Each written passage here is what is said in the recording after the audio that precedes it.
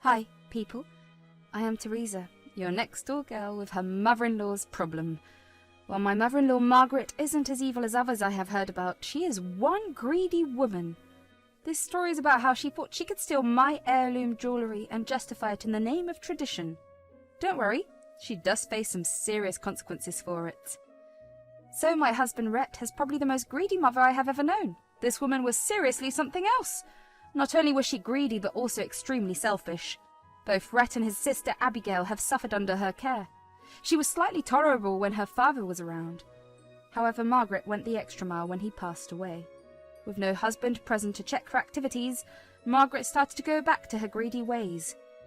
Rhett told me some serious horror stories from his childhood. He said, "My mum is not the best person, Teresa. She has always been very selfish and greedy. I doubt you'll ever find someone like her." "Really, Rhett? But what did she do?" "Well, you know, she used to steal money from me and Abigail when we worked part-time jobs in school. She said she deserved our money since we were minors. We would try hard to hide our cash, but she managed to find it every time." "Oh my God, that is horrible. Why didn't you confront her and put an end to it?" "Well, we did, but nothing came out of it. She has a huge problem with stealing things or demanding gifts from people. Do you know she even returned toys that we were gifted? She always asked for the receipts and returned our gifts then. She used to go shopping for her things with the money." "My God, Rhett, how can she be so selfish? This is ridiculous. Didn't your extended family step in?" "No, she has bad blood with all of them. She did steal and acted entitled around their things, so no one contacts her anymore. Unfortunately, they wanted nothing to do with us as well." Margaret truly turned out to be a horrible person.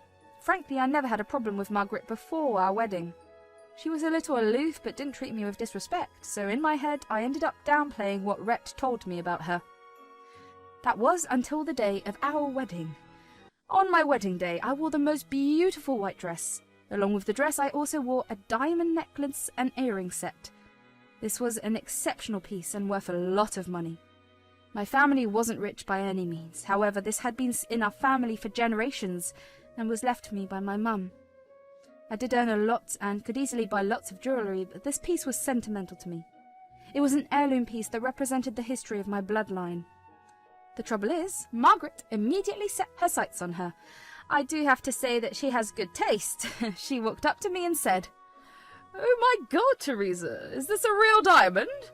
Where did you even get that? It's beautiful." "Yes, Margaret, it's made of diamonds. This is an heirloom piece and has been in my family for generations. I inherited it from my mum." "Oh, I see.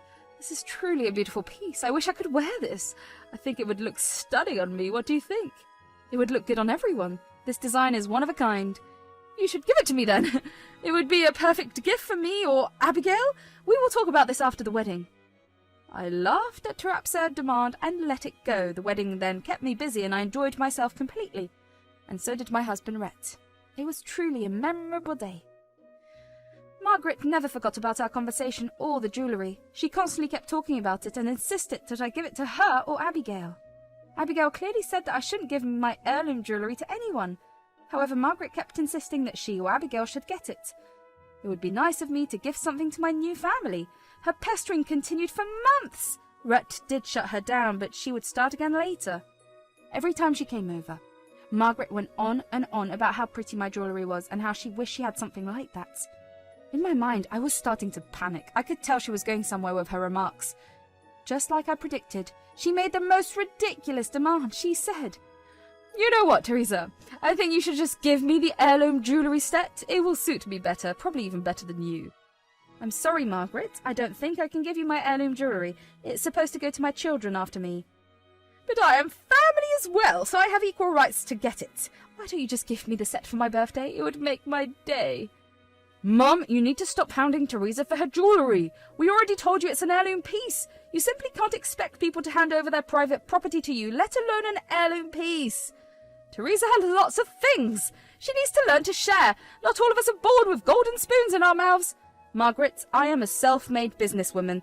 This is the only heirloom jewellery that I have from my family. We are not millionaires. Besides, it has big sentimental value to me." "I am your family, Teresa. You should be willing to share with family. That's why the heirlooms exist." She had some bizarre logic about why she deserved the set. However, I and Rhett adamantly refused to let her use my things. Margaret did stop asking, but continued to talk about how she deserved some good jewellery. Honestly, I was getting sick of her comments. However, I chose to ignore those. It was Rhett who sat me down and told me. Teresa, I am so sorry Mum has been hounding you for the jewellery. I don't know why she is back to being obsessed with other people's things. What do you mean, Rhett? Has she done this before? Unfortunately, she has done this with her friend, and it didn't go well for Mum. I am ashamed to tell you, but I think you should know. Turns out that Margaret had already faced some consequences for thievery in the past. She decided to steal her own friend's jewellery from her house. Naturally, she called the police and Margaret was arrested. Since it was her first run-in with the police, she was let go with a fine. Her record, however, still held a robbery charge. When I heard about this incident, I was shocked and decided to guard my belongings with extra care. However, I never thought she would mess with her own family. I said, "That was a long time ago, Rhett. I don't know if we should hold that against her. Did she get therapy for her actions?" "Yes, we did force her to attend therapy. Dad was alive back then. He told her to go to therapy or hand him a divorce, so she was forced to attend. Mum stopped growing when Dad passed away. I don't know if she has gone back to her ways. I just want to warn you about it. I don't know what to think, Rhett. I think she wouldn't betray our trust. She won't want to hurt us.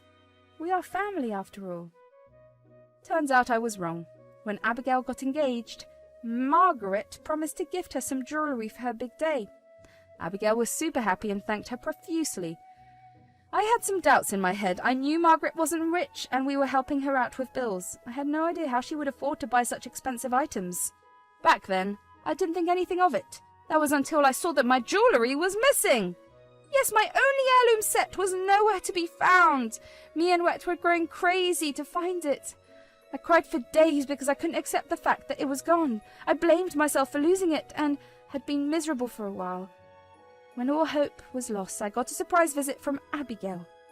Rhett wasn't home, so it was just me and her. She said, "Teresa, Rhett has been telling me that you lost your heirloom jewellery. Is it true?" "Yes, Abigail. I can't believe I have been so careless. Lord knows where I have misplaced it. I feel so guilty." "I know where it is, Teresa. I am sorry I didn't come to you sooner. I had a hard time believing it myself. I didn't think Mum would do it." "What do you mean, Abigail? I'm confused." "A week ago, Mum called me and said that she finally got my wedding jewellery. When she showed me the design, I knew it was your set. I asked Mum why she had your jewellery. She said that you gave it to me out of tradition. Mum was holding it for safekeeping." "What? That's not true at all. I never permitted her to take the set. How did she even get her hands on it?" At first I believed her words, then it didn't sit right with me. I knew people just don't hand out their heirlooms like that, so I called up Rhett to do some digging. He told me that the set was missing. I immediately knew Mum took it. Here is the picture she sent me of the set. Oh my God, she came to the house and stole it from me. The day she sent you the picture was the day she visited us. She went upstairs to use the bathroom while we made her lunch. She was stealing my jewellery back then. I'm so sorry, Teresa. I had once mentioned to Mum that I liked the design of the necklace. I didn't think she would steal it from you. Don't apologise, Abigail. She only used you as bait. Margaret had been hounding me to give her my jewellery. She wanted that piece in particular. Slowly it was starting to get clear to me why Margaret insisted on inviting herself over that day. She even acted so smug and gave me hints that the set would soon be hers. I just thought she was having greedy thoughts as usual. She'd planned the entire thing before coming. I was enraged and knew that I had to do something, so I left the house with Abigail to take my revenge and get my property back. I took a small detour with Abigail before going to Margaret's house. Confronting Margaret was more important, and I knew I needed to do it that day. It also helped that I had Abigail's full support. So I showed up at Margaret's house and demanded to speak to her. When she let me in, I said, "You should know why I am here, Margaret. I know you took my jewellery. I want it back right now. Don't try to lie to me. Abigail told me everything." "Teresa, there is no use asking for the set. It is not yours anymore. I'm going to give it to my daughter. Now it belongs to Abigail." "Are you insane? Did you steal my heirloom jewellery to give it to Abigail? What is wrong with you? It's not yours to give. Who told you it was okay to steal from me?" "Well, you see, we have a family tradition of passing down wedding jewellery between sisters-in-law. So Abigail is going to get the necklace set you wore at your wedding. From now on, the set is all hers." "You must be out of your mind. There is no such tradition in your family. Why wasn't I offered anything when I got married?" You are rich and don't need more things. Besides, you are not a real part of our family, so you don't deserve to be part of this tradition. So I don't deserve to get anything, but it's okay for you to give my jewellery to your daughter? You need to give back my property, Margaret. This is not a joke. Don't be so selfish, Teresa. As I said, this is our tradition. You don't get to complain. Besides, Abigail deserves to own a beautiful necklace set like this. It suits her better and she already loves it. There is no way I'm returning it to you. Guys, I was super pissed off at what Margaret told me. This woman and her entitlement just took things to the next level. Never in my life did I imagine her doing something like this. I trusted her and she repaid me by stealing my heirloom jewellery. She even dared to give her daughter stolen jewellery and take all the credit. All of this was because she didn't want to spend money on a gift. Margaret looked pretty smug and very pleased with herself. However, she had no idea what was coming her way. While I was very angry at her and scared for my jewellery set, I resorted to becoming calm. I looked her dead in the eye and said, "Well, if you don't want to return my jewellery, you can't blame me for what happens next." "What do you mean? Are you threatening me? I'm not scared of you and your empty threats." "You told me a great story about the amazing tradition in your family. Let me tell you about my family tradition. Since my family had this heirloom set for a long time, there is a tradition we follow. By tradition, we have this piece completely insured. In case someone steals it, we go straight to the police to file a report for theft." "What are you trying to say? Surely—" No, you didn't file a report against me." "I am not joking, Margaret. Like you, I take my family tradition very seriously, so I made a police report before coming here. Abigail even went with me and provided all the proof of your theft. The police will be here soon, actually." No, you are lying! You didn't call the police! This can't be true! I might go to jail this time. They will never let me walk free. Why don't you wait and find out? Let's see if I am speaking the truth. At that point, we could see cop cars coming from the corner of the street. As soon as Margaret saw them, she ran out from the back door into the alley behind us. I had no idea where she went. When the police arrived, she was nowhere to be found. I explained the situation to them and they promised to search the house for my missing jewellery. So I left the house and returned home. I had no idea when Margaret would be back. Back in my house, I told Rhett everything that had happened. He was appalled for his mother's behaviour. Even Abigail called and showed him all the proof. Rhett said, "Oh my God, Teresa. I had no idea my mum would do something like this. This is ridiculous. I'm truly ashamed on her behalf." I tried talking to her about returning my jewellery. She hid it somewhere and told me that she wouldn't give it back. You know how sentimental the piece is to me? So I went to the police. "I understand, Teresa. I would have done the same if I were you. It's just all a shock to me. I need some time to process it. Don't worry, I won't help out Mum in any way. She doesn't deserve that." Margaret went missing for a while. For days, the police tried to find her, but they were out of their wits. We went back to the house with the police and found the necklace in a secret box. Since Rhett had a spare key and permission to enter, we were able to legally enter Margaret's house without her presence. However, I decided not to drop the charges just yet. I wanted her to suffer a little more. After about 2 weeks, Margaret called Rhett from an unknown number. When Rhett picked up, she was sobbing. Rhett put me on speaker so I heard everything. Margaret said, "Rhett, it is me, your mother. Your wife has sent the cops after me. I am scared, so I am on the run. Please help me come home, Rhett." "Mum, you stole and gave away my wife's property. Of course she would file a police report against you. If you're so scared of the police, why did you steal from Teresa? How could you betray our trust like that?" "I only wanted Abigail to have something nice. I cannot afford to give her jewellery. Teresa has enough already. She doesn't need so many things. Abigail deserves to have something nice." "Mum, don't pull Abigail into this. You wanted the jewellery for yourself. You have been hounding Teresa to give you the set. Abigail never told you to steal for her." "Rhett, please, I understand I made a mistake, but Teresa is out to get me. You need to help your mum. I can't go back home." "Mum, I can't help you. At this point, the police will do everything. It's only in Teresa's power to forgive you and take down the case. You need to apologise to her." "I won't apologise to your witch of a wife! She could have given me the set. Then all this drama wouldn't have happened. That's it, Mum. You will never change. I am done talking to you. Don't call me again."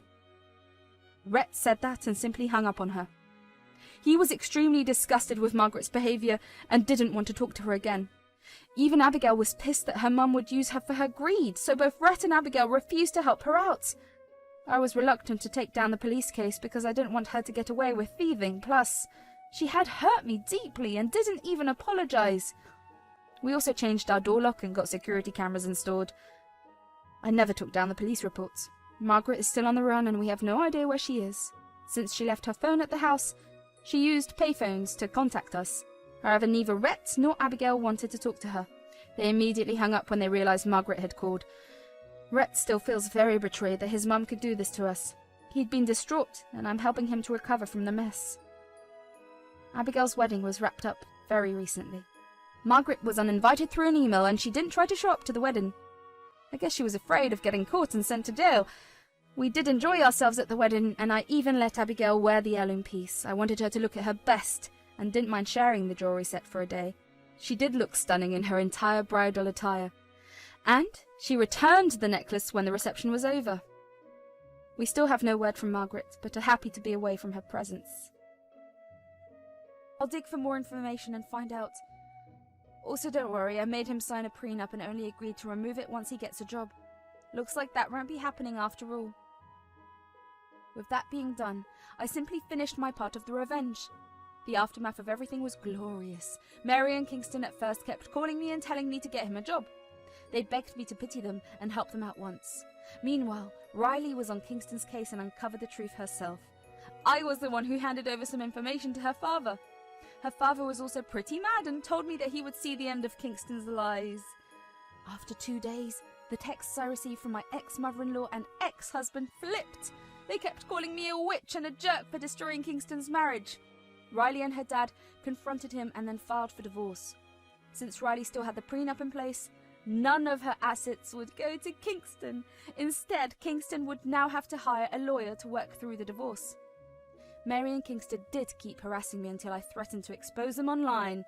That made them stop contacting me. Last I heard, Kingston still comes by our company to see if there is a position open. I also heard from sources that Mary and Kingston are now constantly fighting about money problems. I guess now Mary will finally know what it's like to be stuck with a man-child for the rest of her life.